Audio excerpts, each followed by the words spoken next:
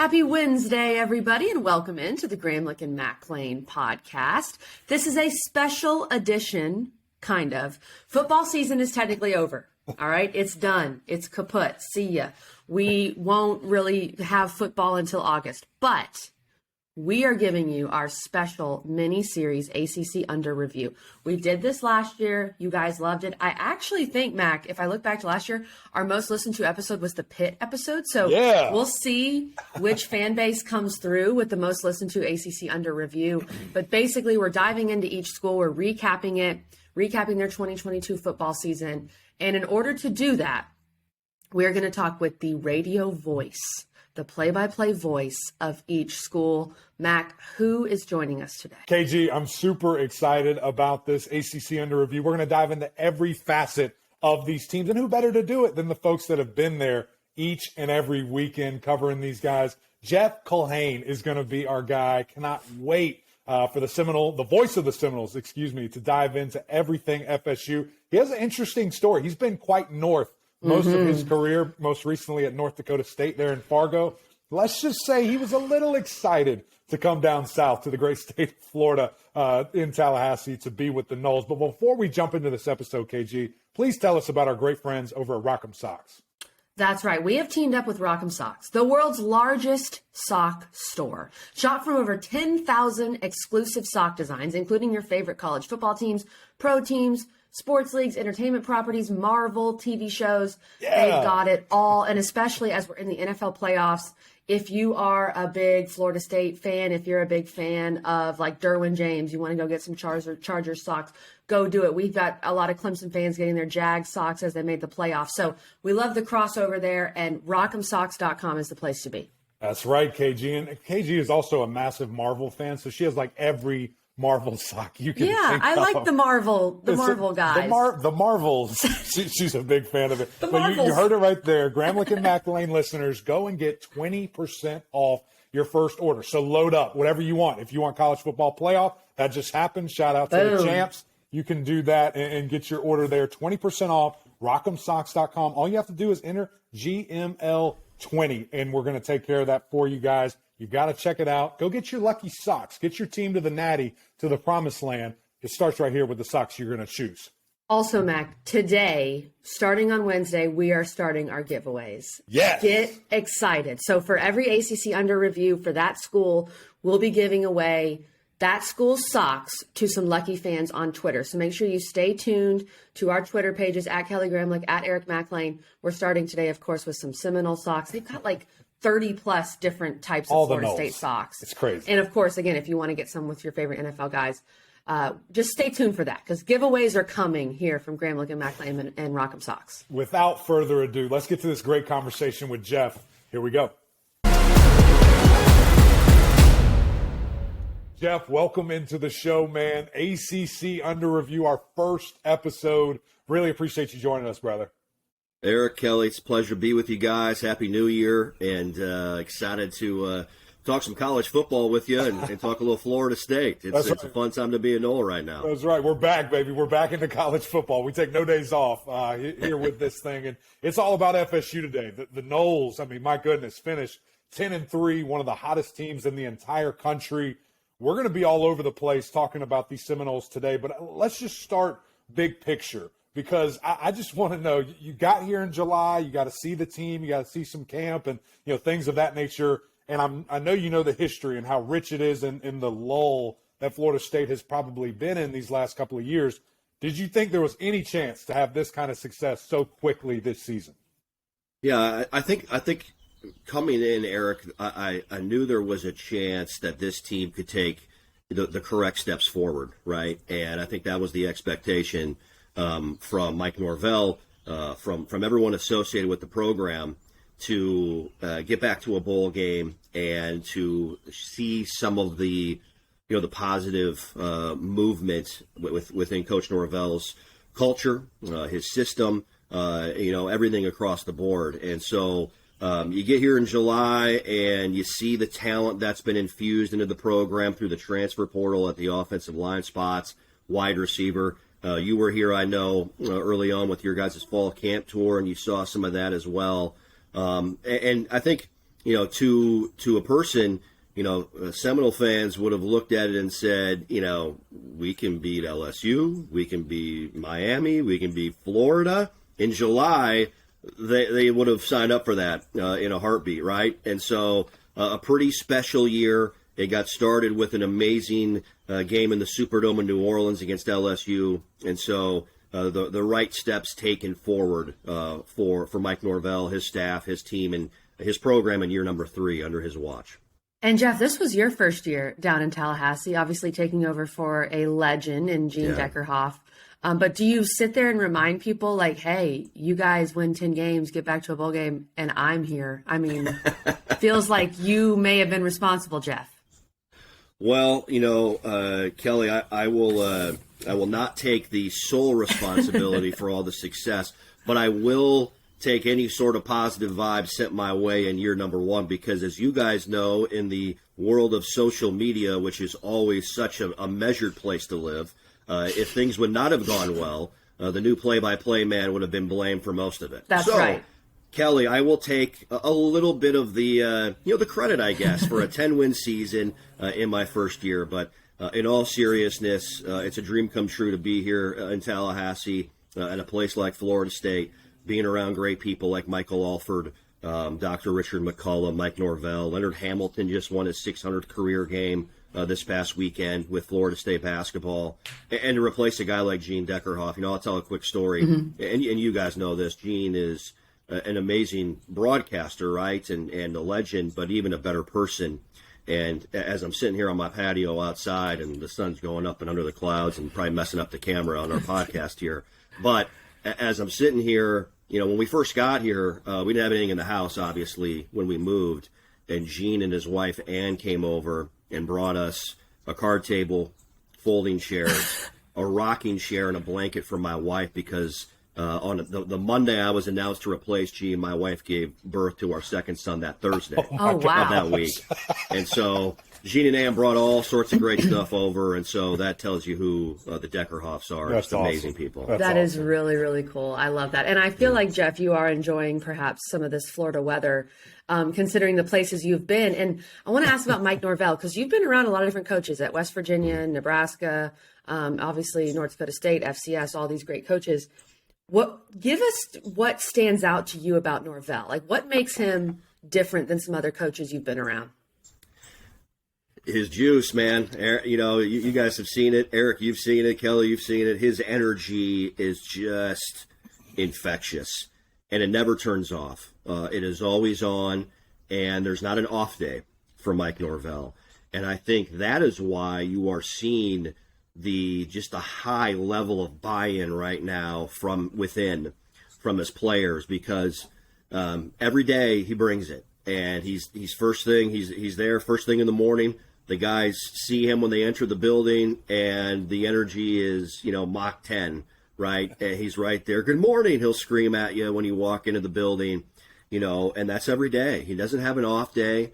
I'm so impressed and blown away by who he is, how he treats people, how with the championship culture, as you guys know in your experience, it starts from within. Mm-hmm. And the head coach obviously leads it, but you have to have the belief in the locker room, and the players have to be all about it.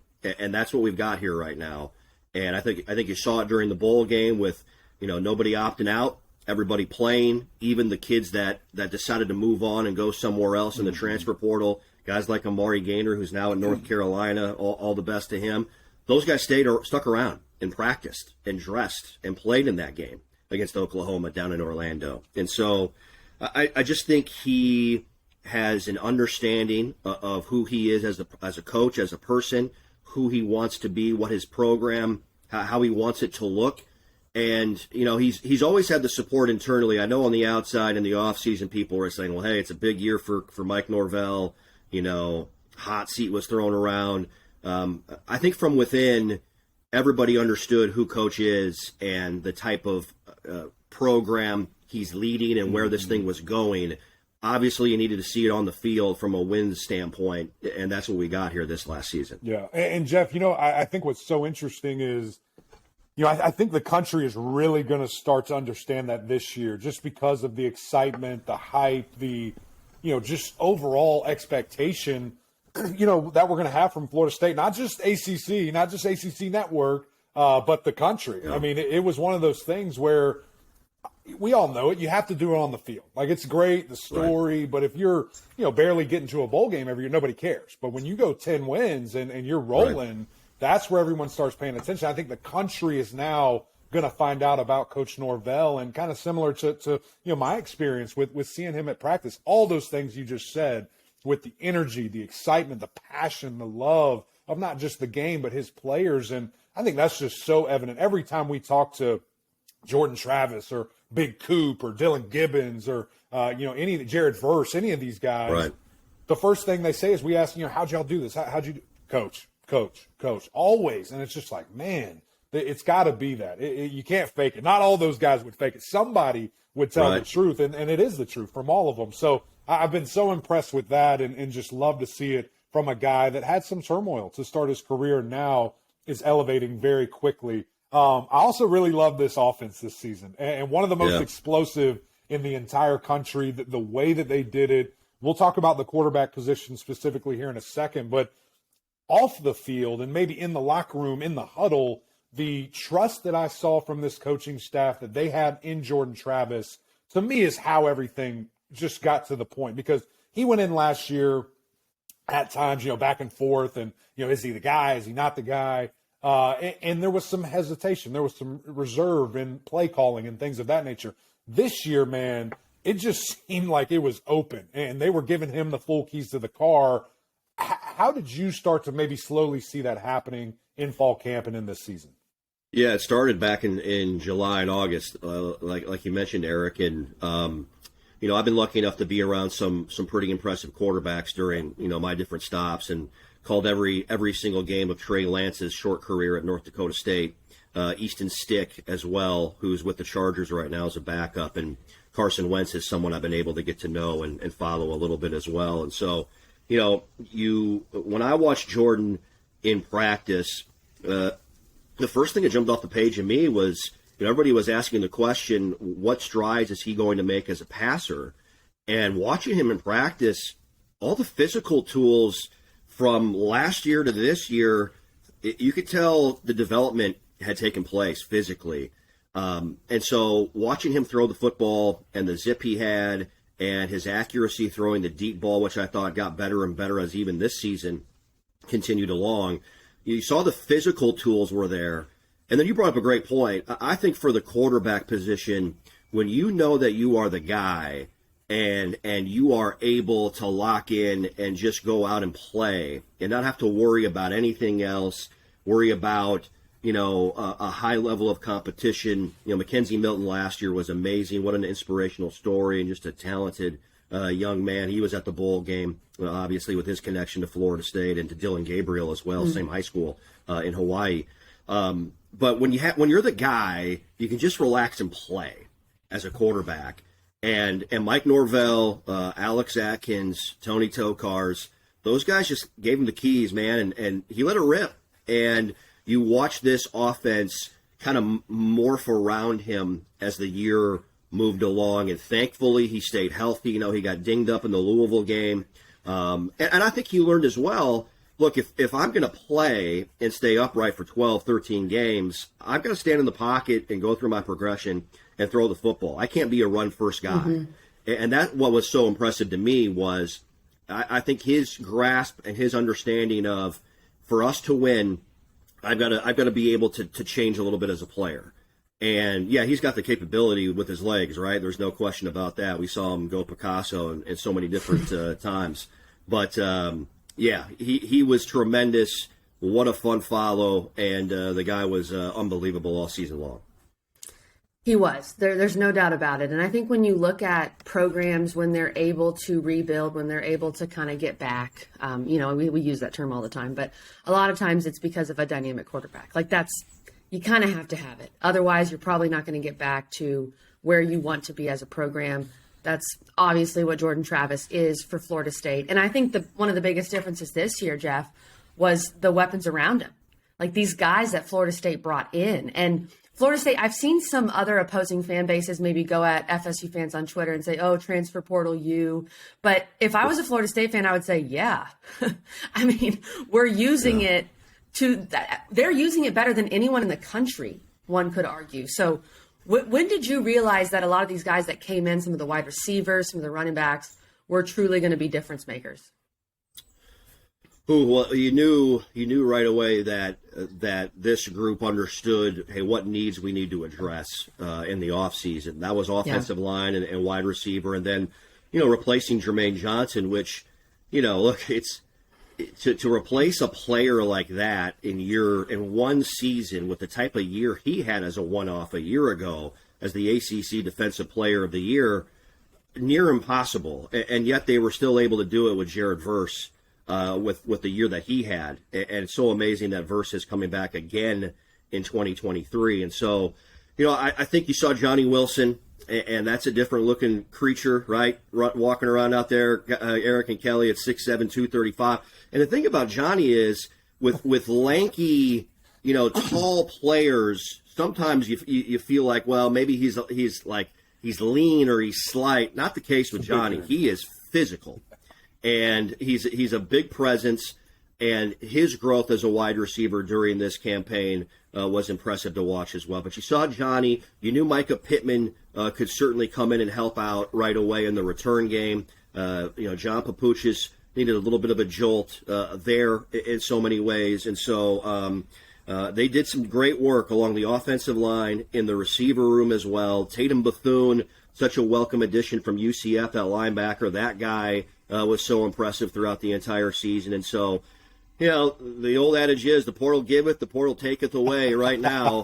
And Mike Norvell and company have figured out a way with the culture they're building here in Tallahassee where the portal is given right now in a big way to Florida State University. No, there's no doubt, man. It's been fun to watch, just see how they address their needs and can so quickly fill that. And you bring up Johnny Wilson and talk about him getting better, as the season goes on. I remember being at practice, and I'm looking at this cat like, I don't know if he's going to even play. Like, he can't catch the ball. His route, his timing is just off.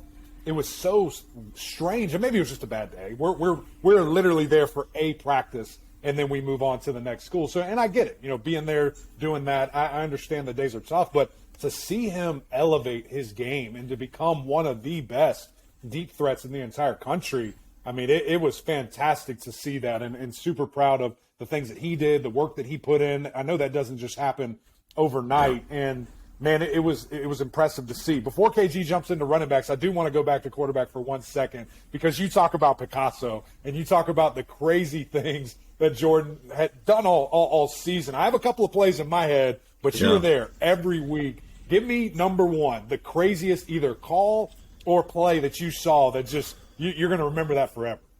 Well, the first thing that comes to mind is the Florida game. Yes, that's my number one. There's two of them, two or three of them that stand out where he wheels out, reverses out with the rush coming from his left, from his backside, and is able to evade Florida's edge rush and gets out. And once he breaks contain, it's up for grabs, right?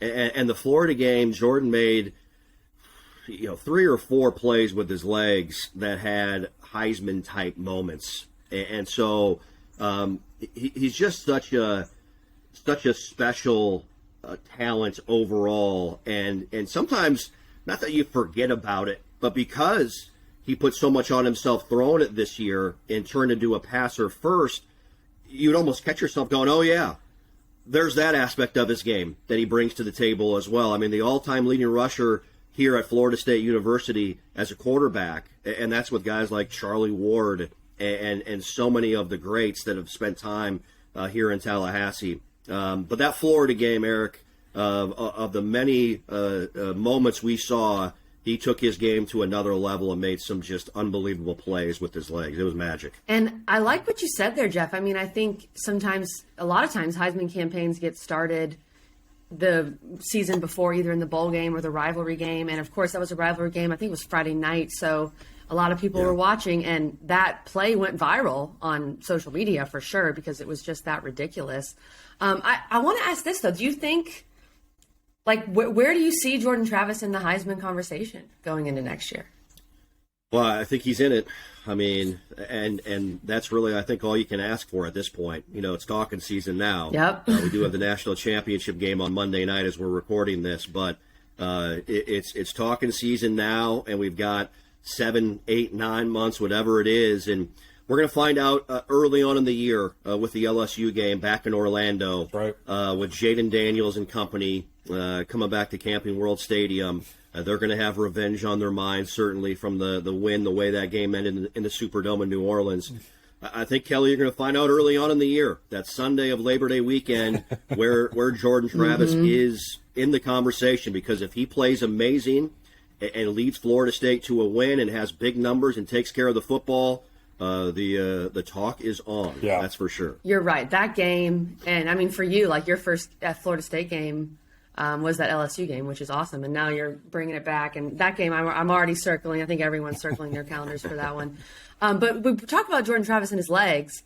This running game was really balanced. And you contrast that with a guy who I think we're going to compare Jordan Travis with a lot in the offseason, and Drake May in North Carolina. And Drake May had to do so much for his team. Like that, we just did our UNC Under review episode coming out Friday. And they were talking about, look, we need some running backs to emerge because you can't put that much on Drake May. How much did the overall run game with the backs, with a guy like Benson, help Jordan Travis, where he didn't feel the pressure like he had to be the whole run game?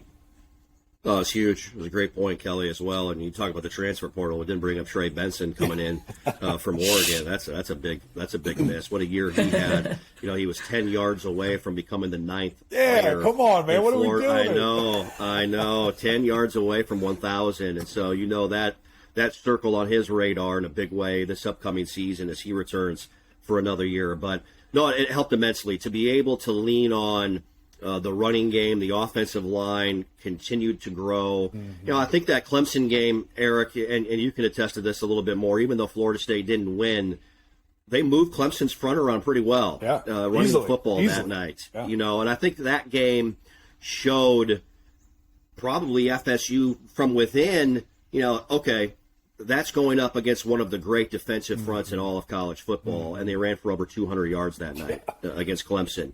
And so they finished the year with 7 consecutive games of 200 yards or more rushing the football, which tied a school record here at Florida State with the great 1987 team and some of the great backs there. But Trey Benson was unbelievable. He emerged after Trayshawn Ward went down in the NC State game with kind of a shoulder collarbone injury. Lawrence Toafili is so dynamic, and Trayshawn Ward, even though he's moving on, but what a presence that young man had here at Florida State during his time.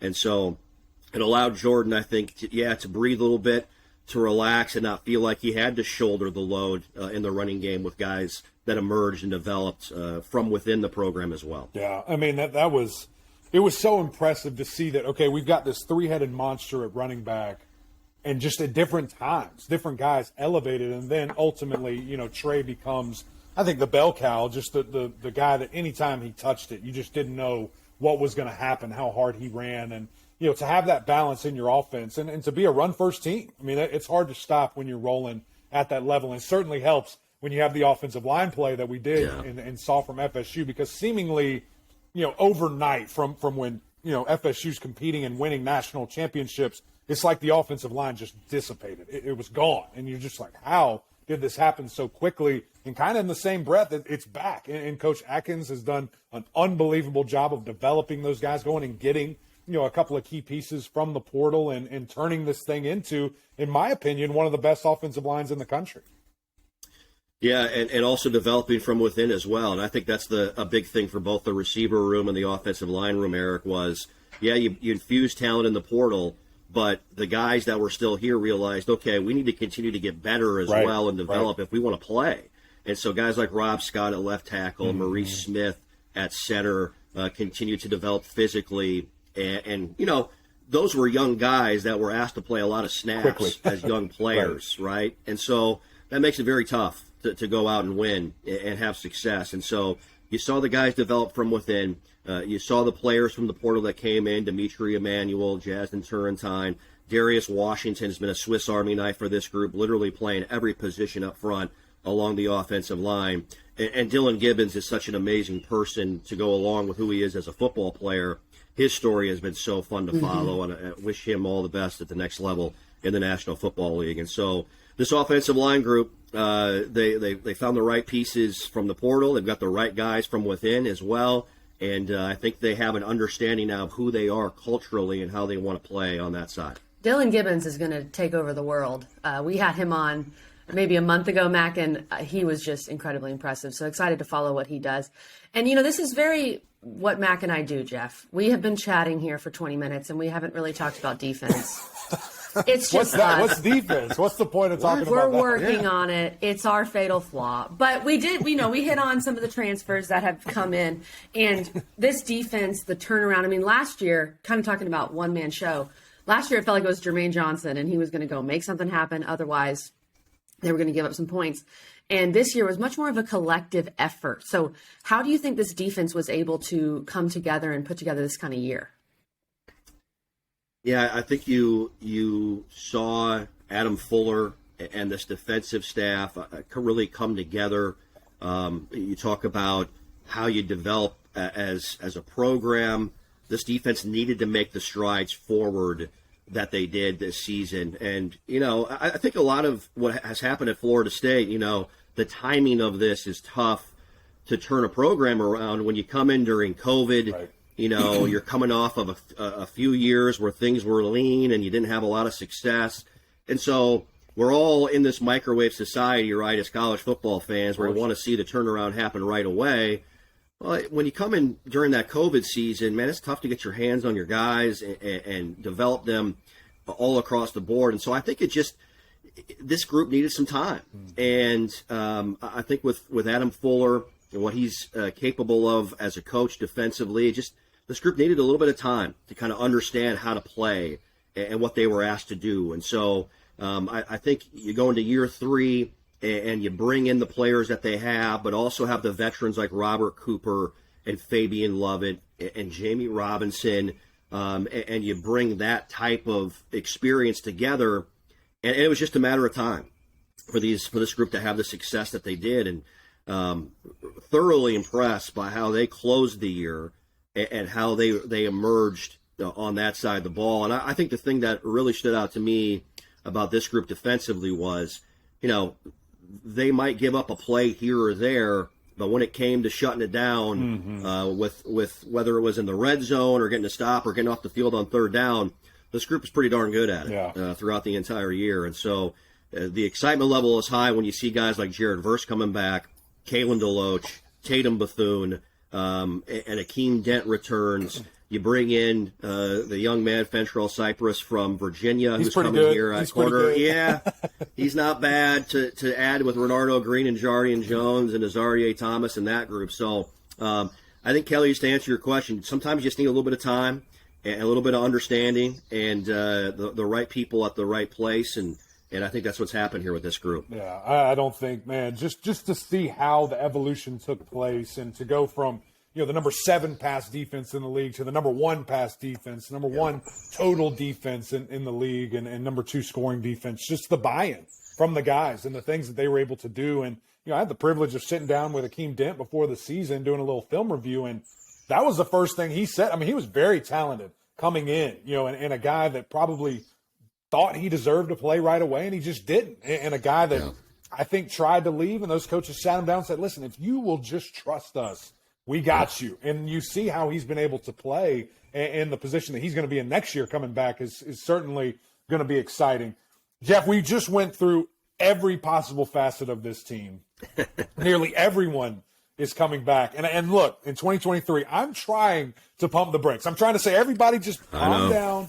But I'm jacked up about this team. Okay? I'm excited. And I it's hard for me to hold this in, especially as passionate I am about this league. What the heck are the expectations? Because it seems to me like it's the sky's the limit right now for these Noles.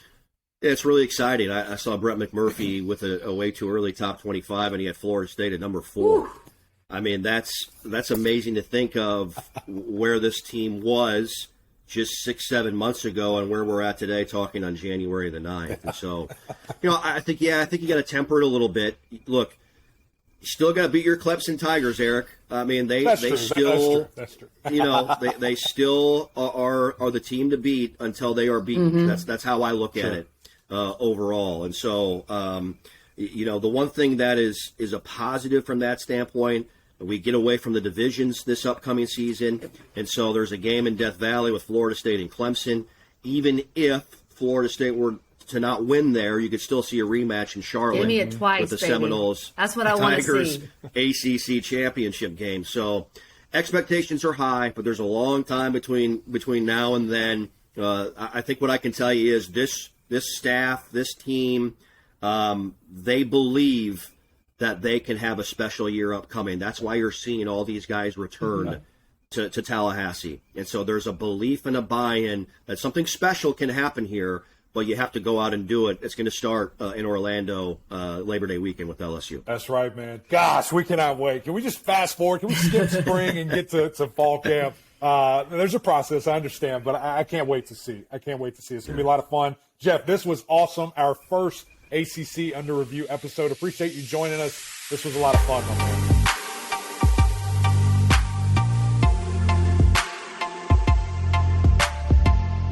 Thanks again to Jeff for joining us. I really appreciate how he's embraced his new life as a Florida man. He is on his patio in January. The birds are chirping. He's in a light windbreaker. I mean, this is just so happy for Jeff. A little bit of witness protection, too. Like the screen would go black for something. Like, Jeff, are you okay? Are people after you? Well, the lighting can be tough in sunny Florida. It can just be hard. And he has 2 young kids, so he's trying to be outside of his house. But we appreciate Jeff's time very much. And, it's so interesting when you look at Florida State and you try to look – we were breaking down 2022, but looking ahead to 2023, which we can't help but do because we are in the year 2023. And he was talking about a preseason prediction of FSU at number 4. I think it's safe to say Florida State will be the highest preseason ranked ACC team. I think they're going to be ranked higher than Clemson. Yes, I do. I think if Clemson had looked better in that Orange Bowl, that would help. But there's a lot of questions about Clemson. And I really liked what Jeff said about, hey, Florida State has all these goals. They beat LSU. They beat Florida. They beat Miami. They've yet to beat Clemson. Mike Norvell's yet to do it. Yep. And it's almost like you gotta get over that hump in your own league before you can get over that hump nationally. In some ways, and I know that the series between FSU and Clemson is very different than Michigan, Ohio State, but Michigan had to get over the Ohio State hump before anyone really took them seriously as a playoff contender. And I think you're going to have to see that from FSU. But the good news is for fans is we might get that twice, Mac. I am so hyped up about the possibility of 2. And of course, as we're predicting it on January 9th, it probably won't happen. But 2 Clemson FSU games, that would be really fun. Must see TV. I mean, it would be unbelievable. Appointment television. And I'm sure the place would be packed in Charlotte, both of those fan bases that have just so much history, not only against each other, but just at the national relevance, especially this last 20 years when you kind of look at flip-flopping. Those guys have been able to really just be on a tear. I love that interview. That was so much fun. I really look forward to all of these interviews that we're going to do about each and every team, just to see, from someone's perspective that is there each and every weekend, every day, that they are all for their team. Jeff is everything, Florida State. And it's just so fun to see from his perspective on, how things happen and hearing his thoughts on coach and the hard work that these young men put in each and every week. And man, I'm right there with you, KG. I'm excited about these Noles. I just can't help it. And it's going to be really interesting because, going out of the season earlier, because we're still out of the season, I thought that Florida State for sure would be top 10. I'm going to be fascinated if they are truly ahead of Clemson. Clemson has been in the top 5 for preseason rankings, I think, like the last 7 years, something of that nature. And I think Athlon, somebody put out a poll, and Clemson was like 13. I mean, that's the lowest they've been ranked in quite some time. Now, obviously, I don't think many people are taking that poll with any grain of salt, but to see Florida State that high, to see Florida State potentially top 5 preseason is going to be awesome. It's going to be great for our league. It's great for the teams that they play, for strength of schedule and things of that nature and national relevance. But you got to handle you got to win.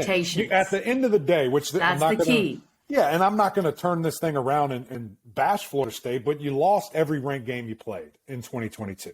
You can't do that moving forward. You have to go out and win those games. It's kind of this evolution that we're seeing of, okay, you're winning the games that we expect you to win. Right. You're in the games we think could be a toss-up, but you didn't win any of them. That's the next step for these guys, for that national relevance, for getting back to the promised land of winning championships. And I surely think that this is the team that can do it with all that they have coming back, quarterback position on lockdown. Jared Verse coming back, my gosh, it's Christmas in January. Game changer. That's awesome, for them and for that to happen. So high expectation for the Noles. I'm not guaranteeing it, but I want to see that game twice. I really do. I think that's the best product that the ACC can put out right now, January, whatever. But it's going to be fun. I can't wait to see it. I can't wait to see not only the preseason polls, but who's picked to win the league. Right. Because just a couple years ago, back in, 14, 15, 16, some of those years FSU was still given the benefit of the doubt to win the league. Correct. And Clemson was the one that did it. So are we in kind of that reverse now with FSU and Clemson and preseason expectations? We will talk so much more about this the next, Max? 7 months as we get ready. We got some time. Yeah, we're all hyped up 7 months until the season, but you can't imagine what we're going to be like in July. So just stay tuned. That's right. I'm going to have my headdress on. I'm going to be doing the war chant. It's going to be nuts. It's going to be crazy. But anyway, that's it. Episode number 1, ACC Under Review. The Noles, big shout out to Jeff taking some time for us. Very grateful for him. And another great episode of Gramlich and Mac Lane. Thank you guys for tuning in. Go on YouTube, mash that subscribe button. Do it. Need you guys to tune in. Really appreciate the comments, the reviews, anything that you can do there. Also on Apple Podcasts, rate, review, subscribe over there. We greatly appreciate that. But until next time, we'll see y'all.